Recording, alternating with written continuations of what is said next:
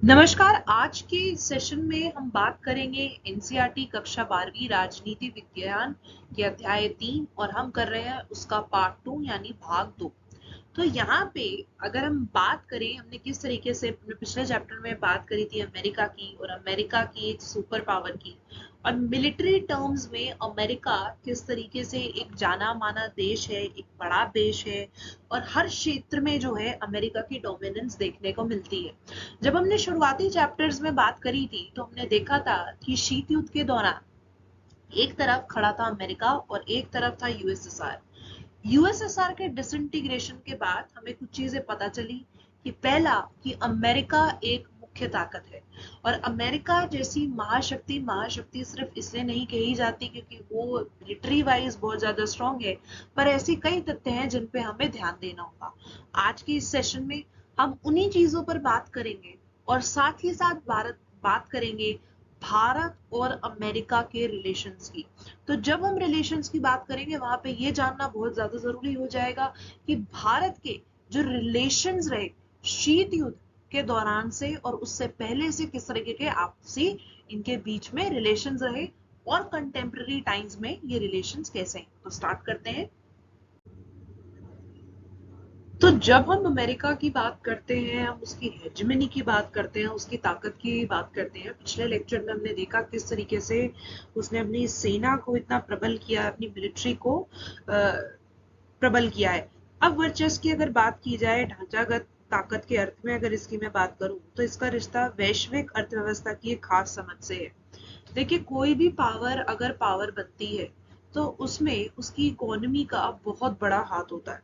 तो इस समझ की बुनियाद धारणा है कि वैश्विक अर्थव्यवस्था में अपनी मर्जी चलाने वाला एक ऐसा देश जरूरी होता है जो अपने मतलब की चीजों को बनाए और बरकरार रखे, यानी इकोनॉमी।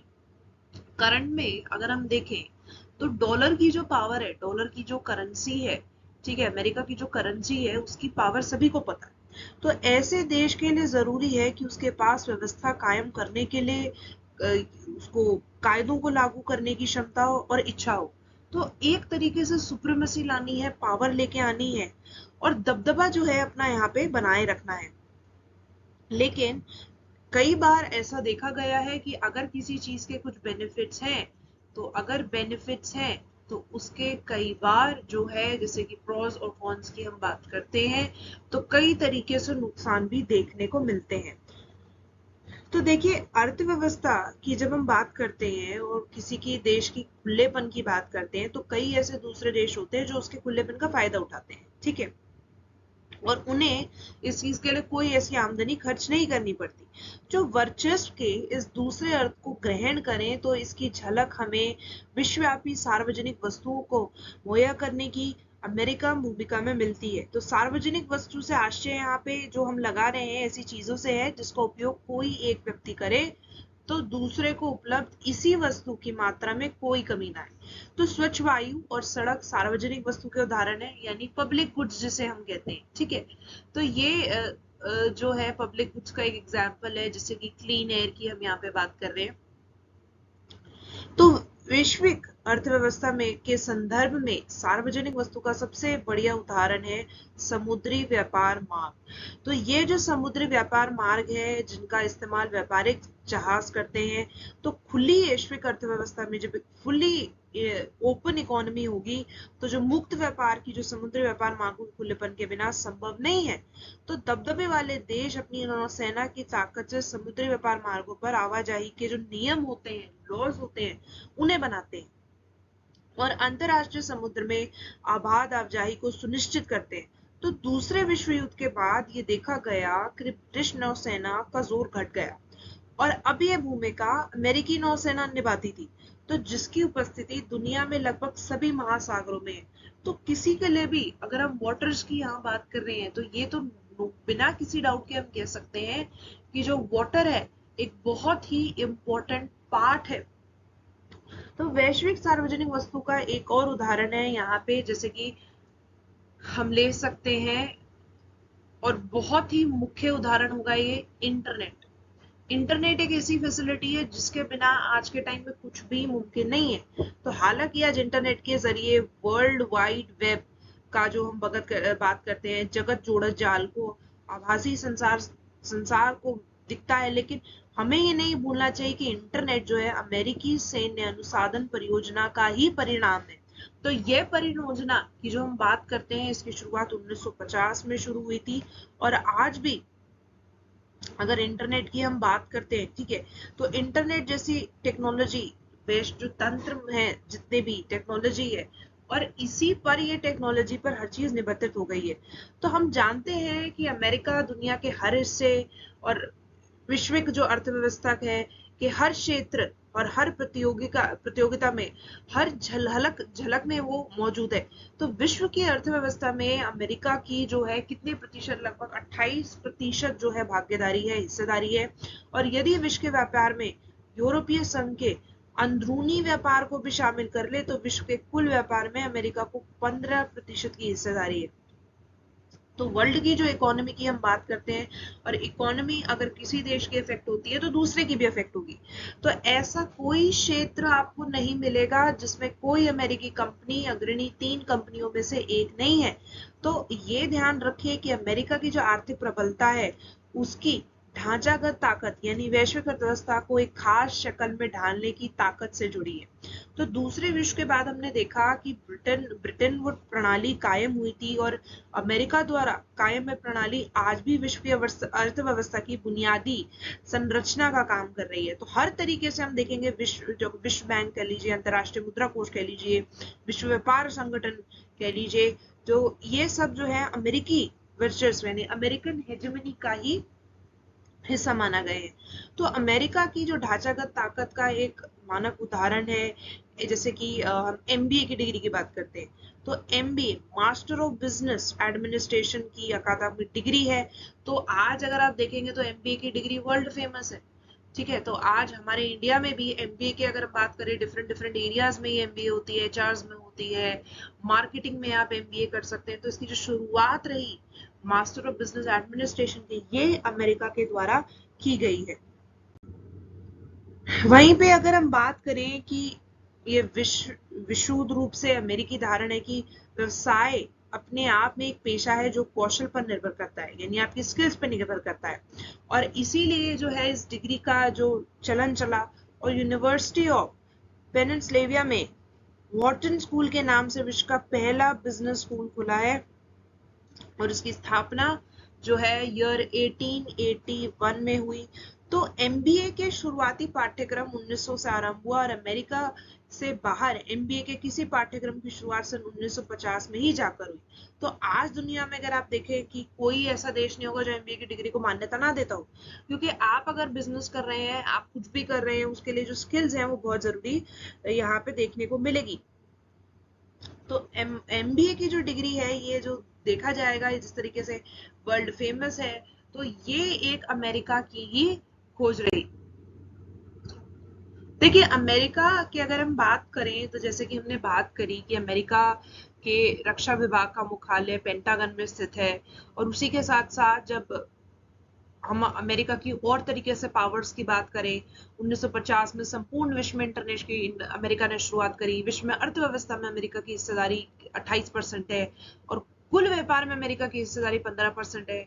और जो इसकी ढांचेगत ताकत का मानक उदाहरण एमबीए की डिग्री बनाई जा रही है, ये सभी उदाहरण इस बात को दिखाते हैं, दर्शाते हैं कि किस तरीके से अमेरिका ने जो है दुनिया भर में किस तरीके से अपने आइडियाज, अपनी इन्वेंशंस, अपनी टेक्नोलॉजी और अपनी स्ट्रॉन्ग अर्थव्यवस्था के चलते एक बुनियादी तौर पे एक ऐसा ढांचा तैयार किया कि जो अमेरिका को आज एक सुपर पावर बनाता है। हम किसी भी शक्ति को महाशक्ति ऐसे नहीं कह सकते कि उसको महाशक्ति कहने के लिए कुछ ऐसी चीजें होती हैं, और यहाँ पे ये समीप जो उदाहरण है, ये उदाहरण इसी बात को दर्शाते हैं किस तरीके से अमेरिका ने अलग अलग क्षेत्रों में जो है अपना दबदबा कायम किया। तो अब हमने बात करी किस तरीके से जो अमेरिकी वर्चस्व को जो शुद्ध रूप से सैन्य और आर्थिक संदर्भ में देखा हमने, लेकिन क्या अमेरिका की जो हेजेमनी है सिर्फ मिलिट्री और इकोनॉमिक टर्म्स में ही है? यहाँ पे जो सबसे बड़ा पहलू आता है वो होता है सांस्कृतिक।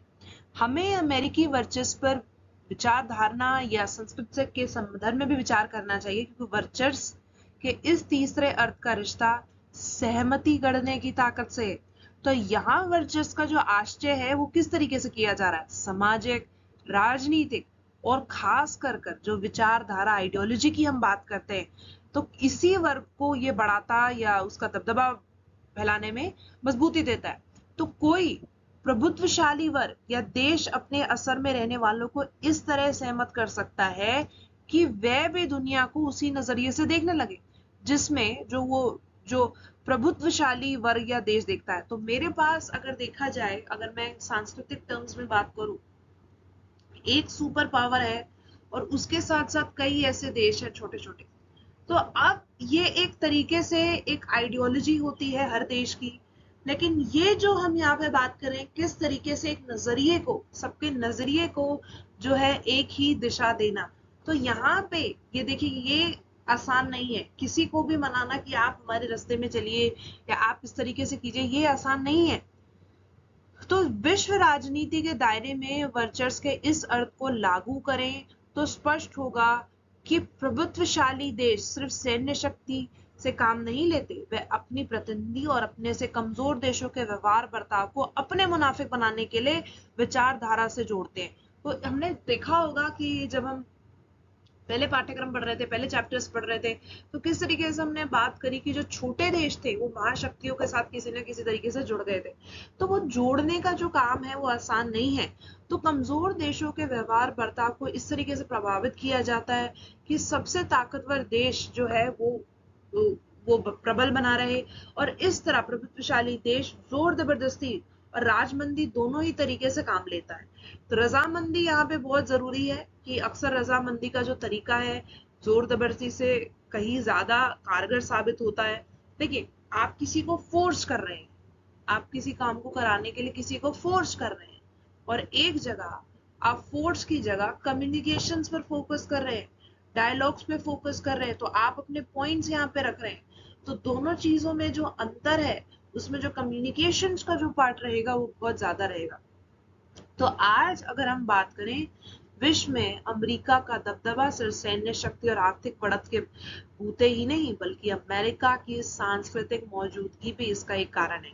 तो चाहे हम इस बात को माने या ना माने, लेकिन ये सच है कि अगर हम आज अच्छे जीवन और व्यक्तिगत सफलता के बारे में जो धारणाएं पूरे विश्व में प्रचलित है, तो दुनिया के अधिकांश लोगों और समाजों के जो सपने हैं वो 20वीं सदी के अमेरिका में प्रचलित व्यवहार बर्ताव के ही प्रतिबिंब है। तो अमेरिकी संस्कृति बड़ी लुभावनी है और इसीलिए ये जो है ये ताकतवर है। जैसे कि हमने फोकस किया है यहाँ पे कम्युनिकेशंस पे, तो कम्युनिकेशंस बहुत ज्यादा इंपॉर्टेंट हो गए। आपको अगर बात की जाए कि जैसे कि पहनावे की भी अगर हम बात करते हैं, कल्चरल की हम बात कर रहे हैं, जीन्स की हम बात करते हैं, तो जीन्स का जो चलन है कहाँ से आया, तो ये एक तरीके से देखा जाए हमारे कपड़ों में, हमारे कल्चर में, खाने पीने में, हर तरीके से किस तरीके से ये पूरी तरीके से एक तरीके से आपको देखेंगे कि आप पूरी तरीके से जो कल्चरल इन्फ्लुएंस है हमें यहाँ पे देखने को पड़ती है।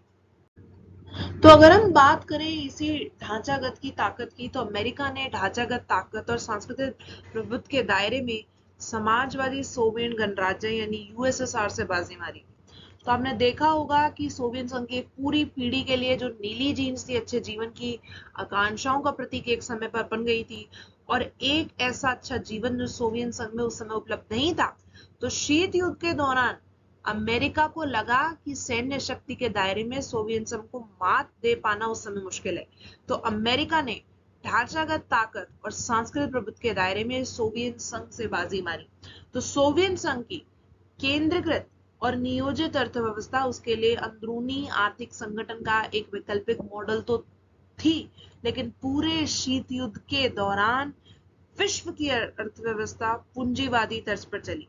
तो ये देखिए, अमेरिका ने सबसे बड़ी जीत सांस्कृतिक प्रभुत्व के दायरे में हासिल की, और सोवियत संघ में ये जो नीली जीन्स की जो एक नई दीवानगी थी इस बात को जाहिर कर रही थी कि अमेरिका एक सांस्कृतिक उत्पाद के दम पर सोवियत संघ में दो पीढ़ियों के बीच दूरियां पैदा करने में कायम रहा। वहीं अगर हम बात करें कि अमेरिका जो था, अमेरिका के लिए कुछ भी आसान नहीं था, और अमेरिकन शक्ति के रास्ते में कई अवरोध आए। तो इतिहास की अगर बात की जाए तो किस तरीके से अवरोध हुए, इतिहास बताता है कि साम्राज्यों का पतन उनकी अंदरूनी कमजोरियों के कारण होता है। इंटरनल जो वीकनेस रहती है या इंटरनल जो प्रॉब्लम्स रहती हैं ये उनके पतन का मुख्य कारण बन जाती हैं। ठीक इस तरह अमेरिकी वर्चस्व की सबसे बड़ी बाधा खुद उसके वर्चस्व के भीतर मौजूद है। तो अमेरिका शक्ति की राह में 3 अवरोध है। 11 सितंबर 2001 की घटना के बाद सालों में ये व्यवधान एक तरीके से निष्क्रिय जान पड़ने लगे थे, लेकिन धीरे धीरे फिर प्रकट होने लगे। तो पहला व्यवधान स्वयं अमेरिका की संस्थागत बनावट है और ये शासन के 3 अंगों के बीच शक्ति का जो बंटवारा है, और यही बनावट जो कार्यपालिका द्वारा सैन्य शक्ति के बेलगाम इस्तेमाल पर अंकुश लगाने का काम करती है। वहीं पे अमेरिका की ताकत के आड़े आने वाली दूसरी अड़चन भी अंदरूनी है। इस अड़चन के मूल में है अमेरिकी समाज जो अपनी प्रकृति में उन्मुक्त है। तो अमेरिका में जो जनसंचार के साधन है समय समय पर वहां के जनमत को एक खास दिशा में मोड़ने की भले कोशिश करे, लेकिन अमेरिकी राजनीति संस्कृति में शासन के उद्देश्य और तरीके को लेकर गहरे संदेह का भाव भरा है। वहीं पे अमेरिकी ताकत की राह में मौजूद तीसरा जो व्यवधान है सबसे ज्यादा महत्वपूर्ण है। अंतरराष्ट्रीय व्यवस्था में आज सिर्फ एक संगठन है जो संभवतः अमेरिकी ताकत पर लगाम कस सकता है और इस संगठन का नाम है नेटो। तो नेटो जो है एक मिलिट्री अलायंस है। तो स्पष्ट ही अमेरिका का बहुत बड़ा हित लोकतांत्रिक देशों के संगठन से कायम रखने से जुड़ा है, क्योंकि इन देशों में बाजार मुल्क अर्थव्यवस्था चलती है। तो इसी कारण इस बात की संभावना बनी हुई है कि नेटो में शामिल अमेरिका के साथ देश उसके वर्चस्व पर कुछ अंकुश लगा सकते हैं। यहीं पे अगर हम ये डेटा देखें तो विश्व के जो प्रमुख देश हैं उनकी सैन्य क्षमता की अगर हम बात करें तो विश्व के प्रमुख देशों की जो सैन्य क्षमता रही है और अमेरिका की जो ये है जो सबसे ज्यादा है यहाँ पे। फिर वहीं पे दूसरी जो पोजीशन पे है वो है चीन यानी चाइना, फिर रूस, France, Britain, Japan, Germany, Italy, सऊदी अरब, भारत, दक्षिण कोरिया, ऑस्ट्रेलिया और स्पेन। तो ये जो सैन्य क्षमता है, मिलिट्री पावर जो है बहुत कुछ दर्शाता है यहाँ पे कि किस तरीके से जो देश है किस तरीके से सुपर पावर बनने की जो होड़ है, जिसे हम आर्म्स रेस भी कहते हैं, हमेशा देशों में लगी रहती है।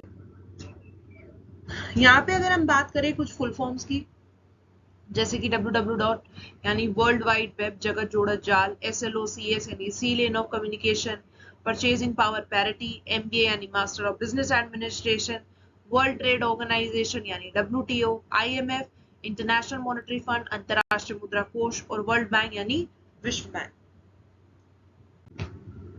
तो अब हम बात करेंगे बहुत ही इंपॉर्टेंट टॉपिक पर, और वो टॉपिक है भारत और अमेरिका के संबंध। देखिए, जब शीत युद्ध के दौरान में ऐसा देखा गया कि भारत की जो नजदीकी थी वो यूएसएसआर से ज्यादा थी, ठीक है। तो यूएसएसआर के साथ उसकी जो नजदीकी थी, काफी फ्रेंडशिप जो रही भारत और यूएसएसआर के बीच में रही। लेकिन यूएसएसआर के डिसइंटीग्रेट हो जाने के बाद भारत ने अपने आप को एक तरीके से, अगर वर्ल्ड इंटरनेशनल ऑर्डर में हम बात करते हैं, वर्ल्ड में अकेला पाया। और उसी टाइम पे जो है, जब हम बात करें उस दशक की, जब कोल्ड वॉर खत्म होने लगी और इकोनॉमिक टर्म्स में जो है भारत काफी तरीके से ग्रो करने लगा, तो उसी समय में जो है भारत की जो नजदीकियां रही अमेरिका से काफी ज्यादा बढ़ गई।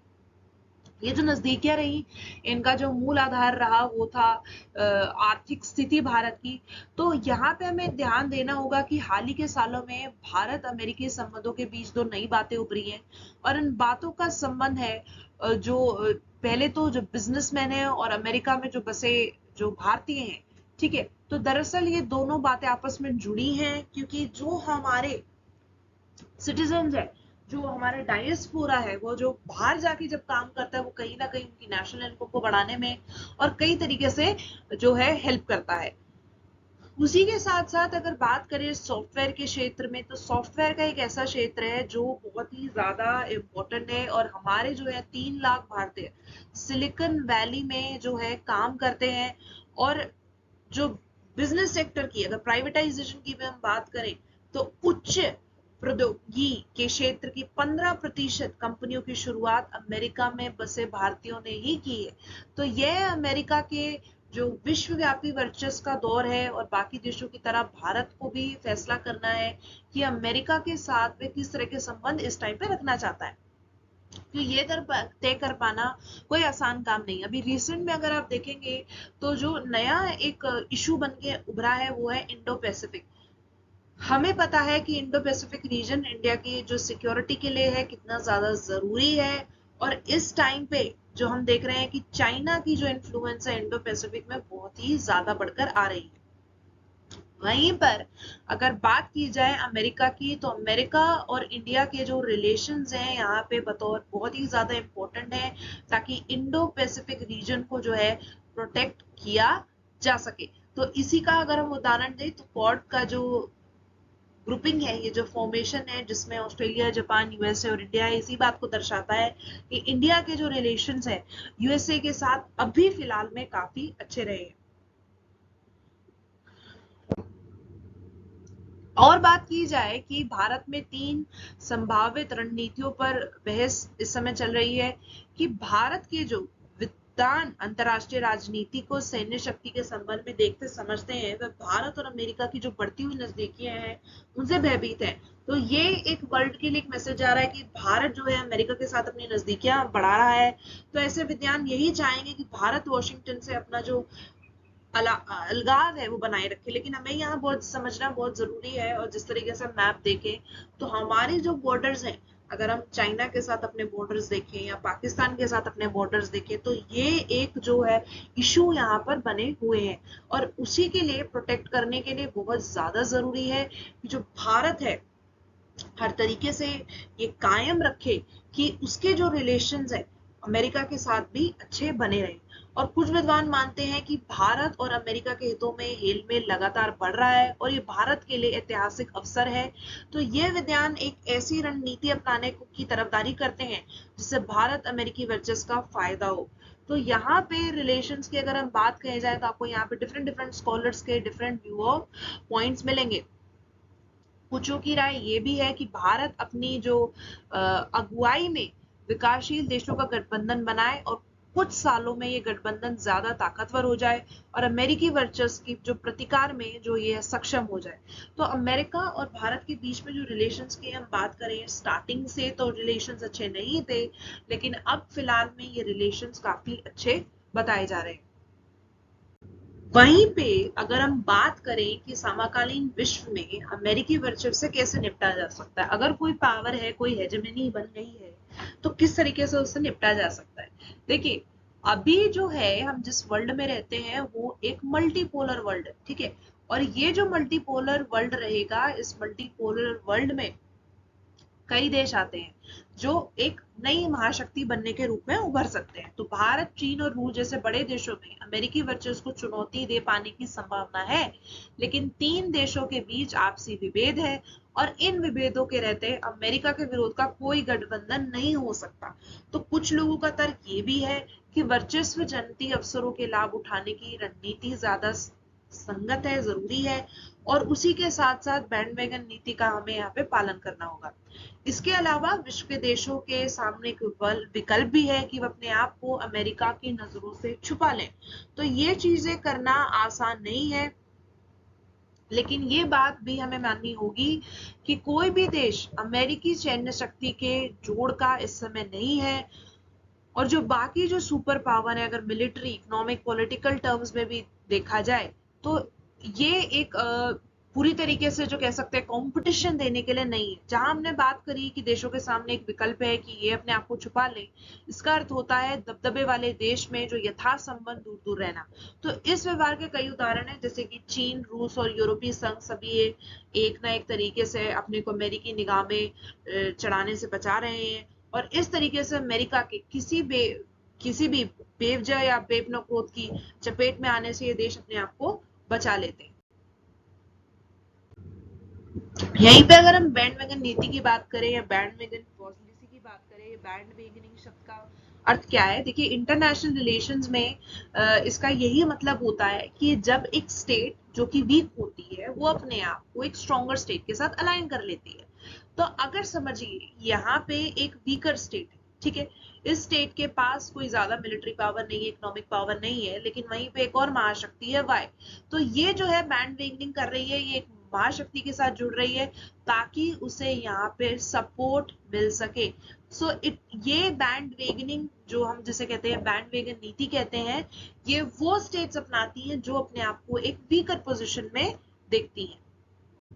इसी के साथ साथ अगर हम बात करें कि जिस तरीके से कोई भी एक महाशक्ति बन जाती है, लेकिन वर्ल्ड में जो है शक्ति संतुलन की बहुत जरूरत है। शक्ति संतुलन जिसे हम बैलेंस ऑफ पावर भी कहते हैं, तो बैलेंस ऑफ पावर जो है बहुत जरूरी है अगर हमें किसी भी एक देश का जो वर्चस्व है, किसी की हेजेमनी को रोकना है। तो ये देखा जाए अंतरराष्ट्रीय मामलों में एक बहुत ज्यादा जरूरी बन जाता है कि बैलेंस ऑफ पावर मेंटेन हो, क्योंकि अगर एक महाशक्ति बहुत ही ज्यादा पावरफुल बन जाती है हर टर्म्स में, तो दूसरे देशों के लिए वो किसी हद तक ठीक नहीं रहता। तो विश्व सरकार की अगर हम बात करें, विश्व सरकार जैसी कोई चीज नहीं होती है और ऐसे में हर देश को अपनी सुरक्षा सुनिश्चित करनी होती है। तो कभी कभी अत्यंत विपरीत परिस्थितियों में उसे यह भी सुनिश्चित करना होता है कि कम से कम उसका वजूद बजा रहे। इसी कारण अंतरराष्ट्रीय जो राजनीतिक व्यवस्था में विभिन्न देश जो है शक्ति संतुलन को लेकर बड़े सतर्क होते हैं और आमतौर पे वे किसी एक देश को इतना ताकतवर नहीं बनने देते हैं कि वह बाकी देशों के लिए भयंकर खतरा बन जाए। तो ऊपर जिस शक्ति संतुलन की हमने अभी बात की है, ये इस इतिहास की पुष्ट किया जा सकता है कि जिस तरीके से क्रोनोलॉजी रही है रिलेशंस की और विश्व राजनीति की जब हम बात करते हैं, तो किस तरीके से अमेरिका ने एक हेजेमनी अपनी क्रिएट यहाँ पे करके रखी। अमेरिका के कई ऐसे ऑपरेशंस रहे जो उसने चलाए विभिन्न देशों में, और अमेरिका ने जो है उनपे जो है जीत हासिल हर तरीके से करी है। इतिहास में ये भी अगर इतिहास की बात की जाए तो वर्चस्व जो है किसी भी पावर का जो मेजर जो है एजेंडा रहता है। अगर हम बात करें फर्स्ट वर्ल्ड वॉर की, सेकेंड वर्ल्ड वॉर की, और उसी के बाद जो कोल्ड वॉर रहा, तो मेजर जो क्या रहा, मेजर एजेंडा क्या था देशों का कि हमें एक पावर बनना है, हमें एक सुपर पावर बनना है। उसी के साथ साथ सुपर पावर बनने के लिए हमने देखा गया nuclear bomb attack Hiroshima Nagasaki पर की गए, और कंटेम्प्रेरी टाइम्स में जो ये होड़ है आपसी देशों में, जिसे हम आर्म्स रेस भी कह सकते हैं, आर्म्स रेस चल रही है। और अभी भी हमने कुछ ही सालों पहले देखा था एक और जो टर्म थी जो बहुत ही ज्यादा देखने में आई, वो थी ट्रेड वॉर। तो उसी के साथ साथ जो है ट्रेड वॉर, आर्म्स रेस, ये सभी एक ऐसी चीजें हैं जो इस बात को भी दर्शाती हैं कि अभी भी जो विश्व में है जो बैलेंस ऑफ पावर नहीं क्रिएट हो पाया है। तो बैलेंस ऑफ पावर क्रिएट करने के लिए ऐसी राजनीति की यहाँ पे बहुत ज्यादा जरूरत है, डायलॉग्स की जरूरत है, कम्युनिकेशन की जरूरत है, जहाँ पे एक देश के जो हेजमन बनने से रोका जा सके। तो आज के जो सेशन में हमने जाना अमेरिका के बारे में, कुछ ऐसी प्रमुख चीजें, और किस तरीके से जो है अमेरिका ने जो अपनी हेजेमनी है वर्ल्ड में एस्टैब्लिश की हुई है। वहीं पे हमें ये मानना बहुत जरूरी होगा कि हम जिस वर्ल्ड में रहते हैं, ठीक है, इस वर्ल्ड को हम मल्टीपोलर वर्ल्ड कहते हैं फिलहाल में, जहाँ पे कई नई महाशक्तियां जो है इस समय मौजूद हैं। लेकिन फिर भी ये बात ध्यान रखने की बहुत ज्यादा जरूरत है कि अमेरिका कई टर्म्स में, जैसे कि हमने बात करी इकोनॉमिक, पॉलिटिकल, कल्चरल टर्म्स में बहुत आगे है। तो कई एकमात्र यहाँ पे जो छोटे देश हैं उनके पास विकल्प रहता है कि वो किसी महाशक्ति के साथ जुड़ जाएं, क्योंकि ऐसे मल्टीपोलर वर्ल्ड में हर देश जो है, हर राज्य है जो पावरफुल नहीं हो सकता।